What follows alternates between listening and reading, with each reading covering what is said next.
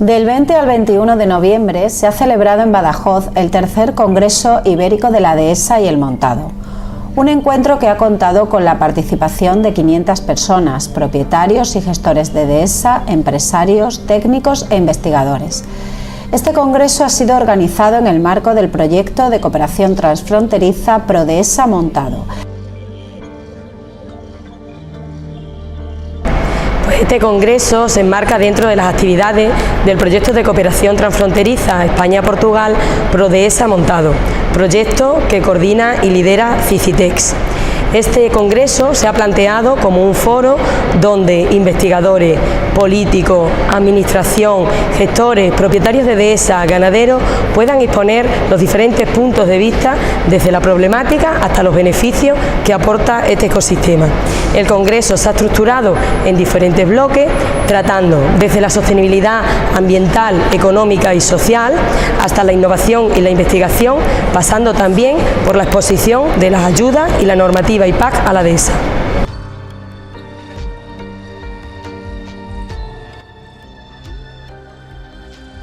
Bueno, la Dehesa es un sistema de uso del suelo orientado a la producción combinada y simultánea de ganado,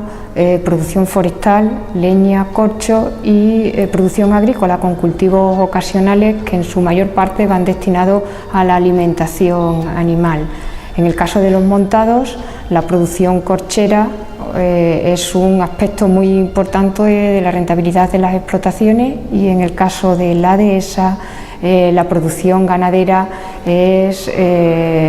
fundamentalmente lo que aporta más recursos económicos a estas explotaciones.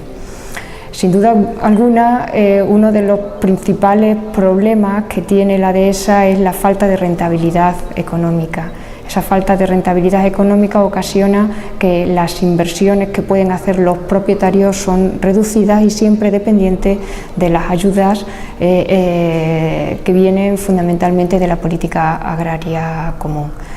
Eso hace que no haya muchas inversiones que no sean productivas a nivel de explotación.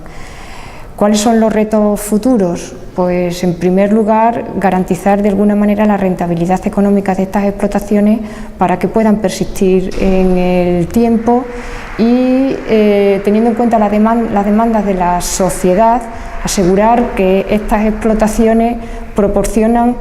además de alimentos y en este caso de productos ganaderos, otros servicios que son importantes para la sociedad, como puede ser la conservación de la biodiversidad, la cosecha de agua, la conservación de los suelos o la fijación de carbono, contribuyendo a la mitigación del cambio climático.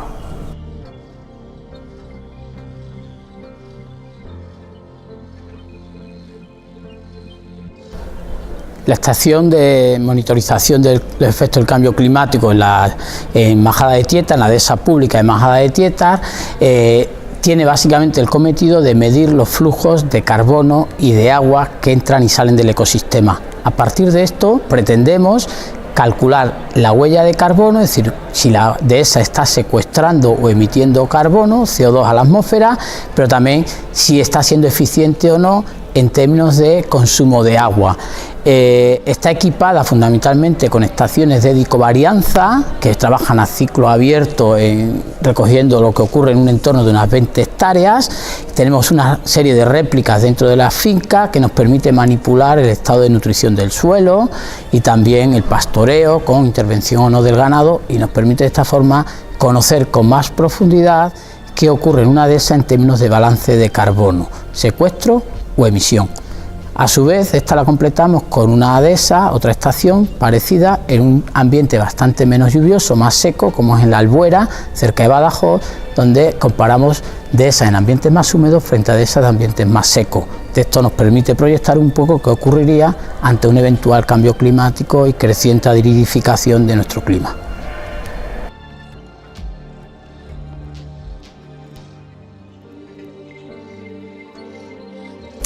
Con el registro ya de más de 10 años de datos en la estación de Majadas, sabemos que la Dehesa es un foco ligeramente secuestrador de carbono, fijándolo en el suelo y en la arboleda, pero con años que realmente se comporta como emisor de carbono, es decir, está un poquito en el equilibrio de ser una aliada en esa lucha de mitigación del cambio climático. Para que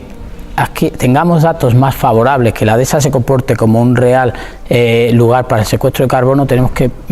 manejar mejor la DESA, tenemos que tener y procurar que haya más regeneración, incrementar la masa arbolada, pero también mejorar la gestión de los pastos para conseguir pastos más ricos, que sean un incremento en especies perennes, que tengamos mejor cobertura de pasto, y esto se consigue a través de las mejoras de pasto, pero también del manejo del pastoreo. Tenemos que tener pastoreo con más rotación, con más ciclo de descanso, para intentar obtener pasto de más cobertura, de más biomasa y de más calidad, con más nitrógeno.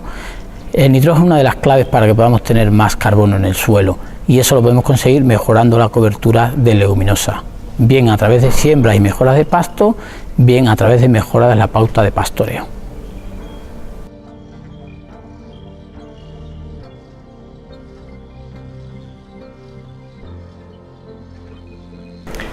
España cuenta con un programa de erradicación de tuberculosis en el ganado bovino que ha demostrado que funciona. Sin embargo, hay unas zonas en las que la prevalencia se ha estancado, y una de las razones por las que se ha estancado es por la presencia de ungulados silvestres. Nosotros desde Sayotec hemos desarrollado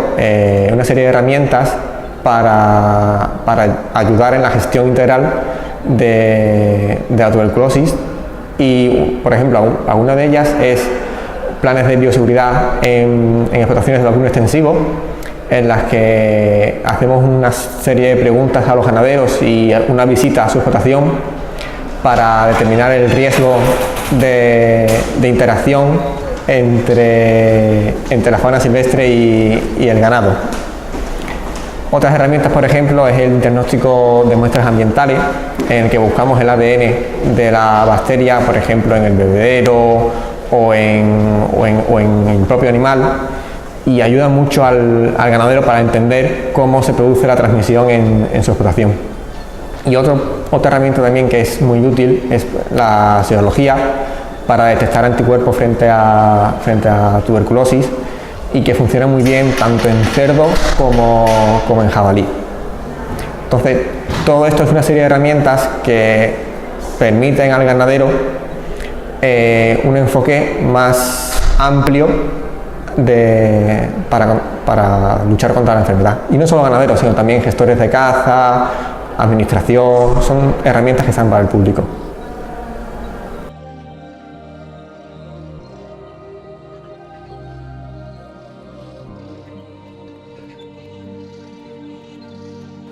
Os objetivos do projeto são principalmente aumentar a produtividade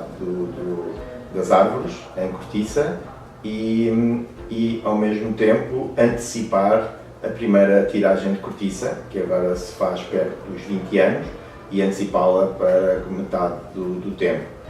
E o objetivo é produzir conhecimento que nos permita perceber qual é que é o comportamento da formação da cortiça com a rega, com que tipo de rega ou que quantidade de água e tipo de rega necessitamos, sempre numa perspectiva da formação da cortiça. Depois o projeto estuda todas as combinações de fatores, se mantemos a rega em permanência, se terminamos a rega após a primeira extração e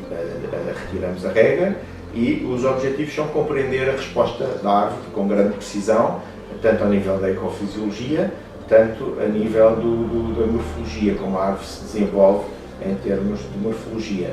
E no fim conseguiremos, de acordo com o tipo de solo e com os objetivos, definir o itinerário de rega necessário para obter os resultados.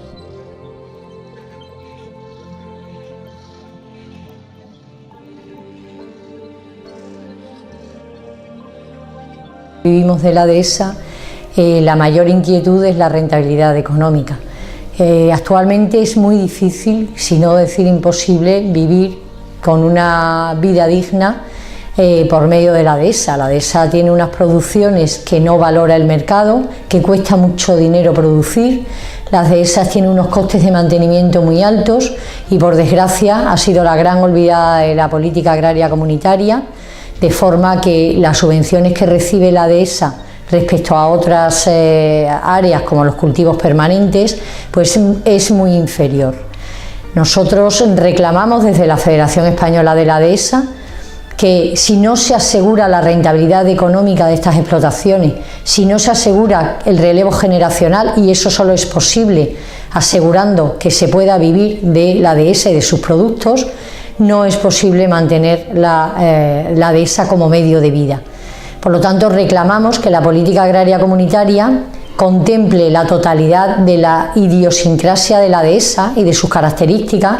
de las producciones ganaderas, de los costes de mantenimiento, y se nos asigne en el pilar 1, es decir, en pagos directos, una cantidad que hemos calculado después de un estudio muy serio hecho por la Fundación Savia, una de nuestras asociadas, entre 150 y 200 euros por hectárea anual, procedente del pilar 1, es decir, de los pagos directos de la política agraria comunitaria. Si eso no es así, me temo muy mucho que la posibilidad de que la dehesa cree empleo y que se pueda vivir directamente de ella y que las nuevas generaciones se incorporen a mantener este ecosistema tan maravilloso, que es un producto de la acción del hombre, de la persona, del hombre y de la mujer sobre la naturaleza a lo largo de muchos siglos, va a ser totalmente imposible. Los propietarios que me están oyendo saben que en el 90% de los casos no viven de la dehesa, tienen otras profesiones porque si no, no la podrían mantener. Inyectan mucho dinero de sus otras profesiones a estas fincas y a estas propiedades para poderla mantener en condiciones óptimas. Si no es así, pues lo que sucede es un incremento importante de la carga ganadera, unos tratamientos del suelo perjudiciales para la dehesa y unas prácticas agrarias que no se corresponden con las prácticas que deberían llevarse a cabo en la dehesa para hacer lo que tenemos que hacer. Por lo tanto, nuestra principal preocupación, insisto, es la rentabilidad económica y dotar a la dehesa, dentro de la política agraria comunitaria y del pago único, de una cantidad suficiente, como se hace, por ejemplo, con los cultivos permanentes o con otros aspectos de las explotaciones, asegurarles su viabilidad.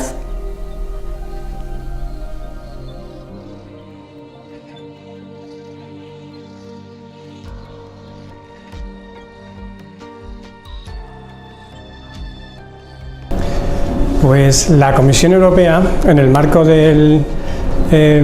Programa Plurianual de Financiación de 2021 a 2027, ha hecho una propuesta de 365.000 millones de euros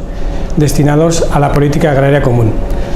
En este sentido, la Comisión también ha elaborado una serie de propuestas legislativas para reformar la política agraria común, en las que se van a incluir diversos cambios, entre ellos